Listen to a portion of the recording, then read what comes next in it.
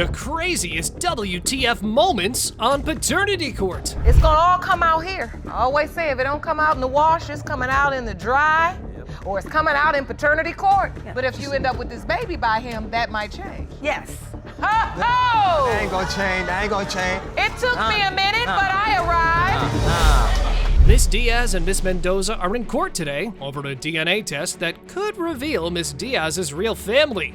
Miss Diaz believes the test is the key to understanding why she's always felt like an outsider.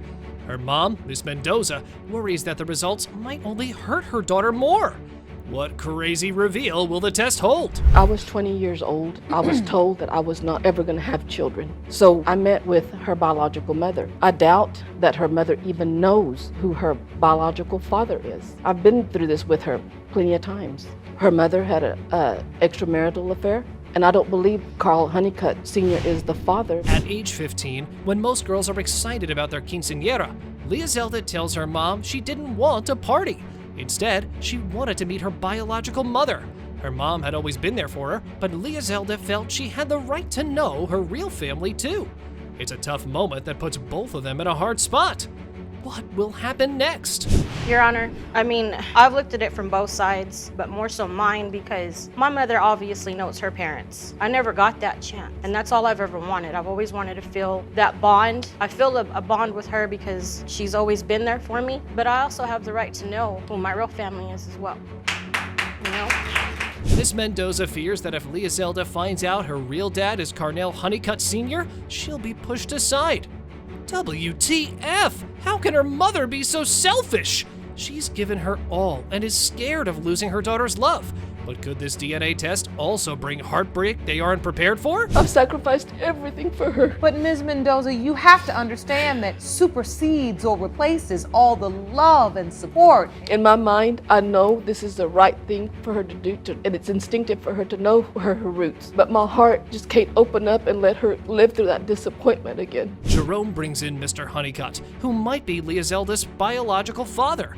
How did he get involved? Turns out he saw an Ancestry.com ad after his dad hinted he might have another child out there.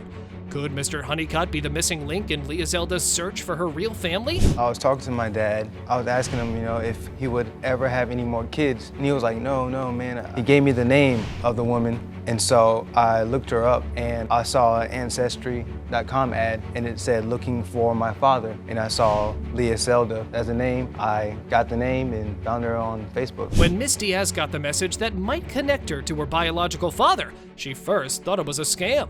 She'd heard the name Mr. Honeycutt before, but never connected the dots. Even her mom, Miss Mendoza, had no clue. The biological mother had kept that information secret. Is this the moment of truth they've all been waiting for? The probability of siblingship is 0.6%, which means they do not share biological parents and are not siblings. This is exactly what I was scared of, Your Honor. Mr. Muhammad is in court to prove he is the father of Miss Walton's 2-year-old daughter, Brooklyn. He believes Miss Walton is denying his paternity because she wants to be with another man. WTF? Is she so selfish to keep her daughter away from her real father? He is determined to establish that he is, in fact, Brooklyn's father. I was having more sexual intercourse with the other guy than Mr. Muhammad. And you were having sex with this other guy behind his back, is that correct? Yes, ma'am. What was the nature of your relationship with Mr. Muhammad? Okay, the nature of our relationship was Anwar was already having an affair with another woman. Miss Walton admits to sneaking off to hotels with another man while telling Mr. Muhammad she was at work. She asserts they were not in a committed relationship at the time Brooklyn was conceived, despite sharing a 4-year-old child. Mr. Muhammad feels deceived and insists they were in a relationship. She told you the other guy was her cousin? Was her cousin. That's not true, Your Honor. He's I always know- known this guy. I know. Who was. So you're saying you were in a relationship? In a relationship. And you're saying you were not in a relationship when Brooklyn was conceived? No, we was not in a relationship. We were just living together. Mr. Muhammad describes becoming suspicious when physical intimacy between him and Miss Walton stopped. After observing her acting differently, he decided to check her phone and discovered text messages indicating a sexual relationship between her and another man. He was previously under the impression that this man was her cousin. So can you tell me how you found out about the man at all? Just start from the beginning. You stopped having sex with me. Yana, I know when you stopped having sex with me. So she started to act funny, started to be rebellious, and started to do funny things. So that drove red flags to me. I grabbed the phone, I started looking at the text message, I see the conversation between her and the gentleman. Okay. Mr. Muhammad remains convinced that he is Brooklyn's father based on physical similarities and attributes he sees in the child. He specifies the date of conception as February 21st, claiming it occurred at his mother's house in the bathroom. Miss Walton contradicts this, stating the encounter happened at her house, not his mother's. I could see February the 4th. No, the 5th. That's the day after our oldest daughter's first birthday. But if you conceived that night, wouldn't that make Mr. Muhammad The father. Brooklyn's biological But I was father? having sex with him and the other guy Look at Brooklyn. that whole looks week. like me. Brooklyn looks like me. Look at her. That's my baby. That's my baby. Mr. Muhammad is convinced he's Brooklyn's father based on characteristics he sees in her. Miss Walton admits to having unprotected sex with both men around the time of conception. She initially told the other man she was pregnant, but informed Mr. Muhammad later. Paternity remains a 50-50 question. Miss Walton admits that she was having sex with both men. You weren't using protection with the other man? No. You weren't using Yeah. protection, Mr. Muhammad? No. Trifle. You were having sex around the window of conception with both men? Yes. This is 50-50 no matter how we slice it. Right. Did you tell the other man, I'm pregnant and this could be your baby? Yes, I told him. Miss Walton believes in her heart that Mr. Muhammad is Brooklyn's biological father, but thinks the other man would be more financially supportive and a better father. She also admits she wants to be with the other man, who is currently married. Will the DNA result break Mr. Muhammad's heart? It has been determined by this court. Mr. Muhammad, you are the father. Yes. I know what I'm talking about, baby. I know what I'm talking about. Right now, you have 2 children together. Let's stop making this a fight. Do you understand? Yes. Mr. McCormick believes that Miss Ball is a serial cheater, citing evidence like text messages and videos, and is convinced he's not the father of her son, Gavin. Miss Ball admits to past infidelity, but insists that Mr. McCormick is the father and aims to prove it. This case is going to be a crazy ride. Well, Your Honor, yeah, I found text messages. I've seen her getting in strange vehicles. I've seen videos. What haven't I found? Like, you know, there's no way that I could be this child's father. I'm starting to become numb to all this. It's getting old. Your Honor, there have been several times I have cheated, and I've been honest with him and told him about it. Mr. McCormick expresses his emotional pain over the doubt surrounding the paternity of Gavin, especially given the bond he feels with the child.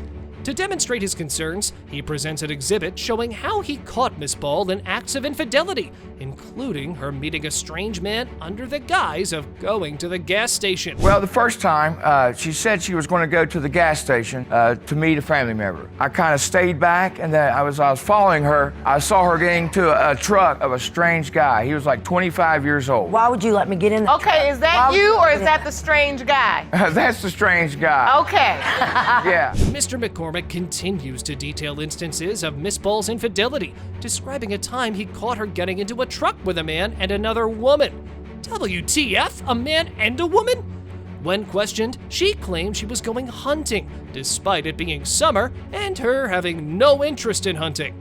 Mr. McCormick estimates she has cheated on him multiple times, even though she's only admitted to one instance. How many times do you believe Miss Ball cheated on you up till this point? I mean, at least I'd say a couple times. There was a text message on the phone. I picked up the phone, pretended to be Miss Ball, and texted some sexual stuff. They texted back. I texted, "Can we do the same thing that we did the last time we hung out?"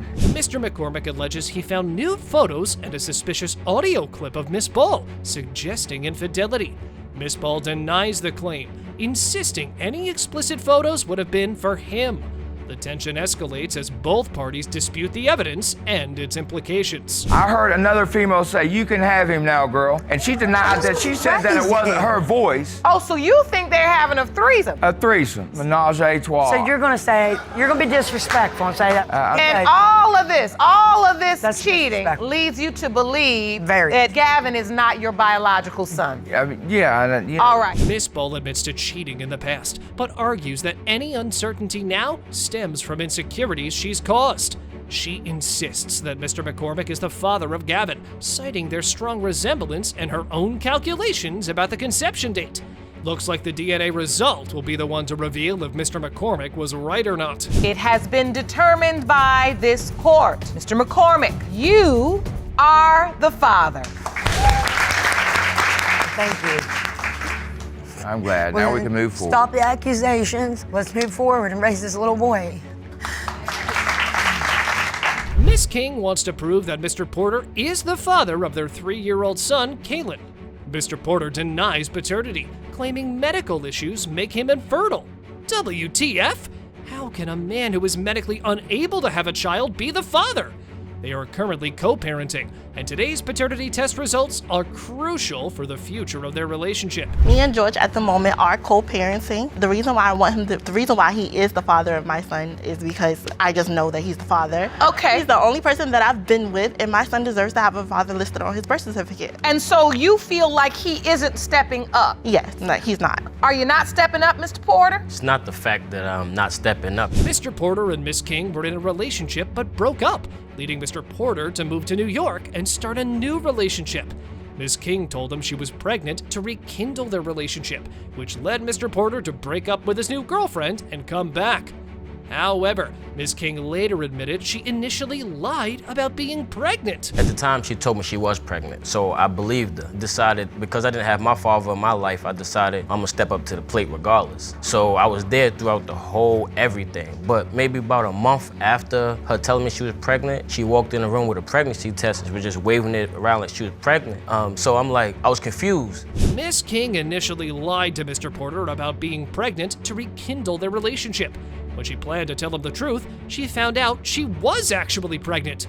Although she eventually admitted her initial lie to Mr. Porter, the truth was already eroded, making him skeptical about the real pregnancy. So I told him I was pregnant, and eventually I was going to tell him that I wasn't pregnant. But during that time that I was going to tell him that I wasn't pregnant, Because you was really trying to get pregnant because you knew I you had basically lied. tried to get Go on, pregnant, just yeah. tell the truth, girl. We already know what happened. You worked real hard at that. Yeah. Because you had already lied. Yeah. Okay, so then you were pregnant, but he doesn't believe that. no, he doesn't believe it. Miss King admits to seeing another man when she felt Mr. Porter was distancing himself to be with another woman.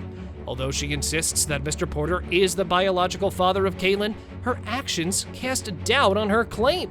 The judge calls her out for doing too much and commends Mr. Porter for being a stand-up guy in the situation. When I found out that he was still dating her, he would sometimes like break up with me and decide like, I don't want to be with you anymore. Just find like little scenarios to pick over this, say that he doesn't want to be with me so that he can go back to the girl. So when he would do that, I would go back and I would talk to my past relationship. Like, But you told Mr. Porter he's the biological father of Kylan. yeah. Mr. Porter found texts between Miss King and another man, fueling his doubts about being the biological father of Kalen. Despite holding the newborn in a hospital photo, it is crazy how he was internally questioning the child's paternity. He submitted these texts to the court for review. When he was first born, I was the first one to hold him. You look just like a dad holding their beautiful newborn baby. But what were you thinking? If he was mine, I was telling her that I didn't believe he was mine. As I presented to the courtroom, I have text messages showing of what her and the fellow was talking about before And you this picture was submitted taken. those text messages ma'am. to the court. Yes, ma'am. Miss King is convinced that Mr. Porter is the biological father of her son Kalen, despite admitting to trapping him. To prove her point, she presents a height chart in court. She argues that both she and Mr. Porter are shorter than average, and their son's height also falls below average, thereby suggesting that Mr. Porter must be the father. As you can see, the average male is actually 5'9". George is 5'2". Each time that I take my son to the doctor to get his wellness check, he actually falls between the lower percentile of height-wise. The average child is 3'2" through 3'5". My son is 3 feet. Me and George both are short, so it's guaranteed that my son is going to be short. Mr. Porter counters Miss King's claims by presenting medical evidence. He was diagnosed with the second highest case of lead poisoning in New York State. Believing this could have affected his fertility, he is skeptical he could be the father of Miss King's son. Only the DNA result can reveal if he's still able to have a child. It has been determined by this court. Mr. Porter, you are the father. Congratulations. I'm super happy right now. You look happy. Ms. King, I want to apologize to the way I carry myself throughout all of this. You know what I mean?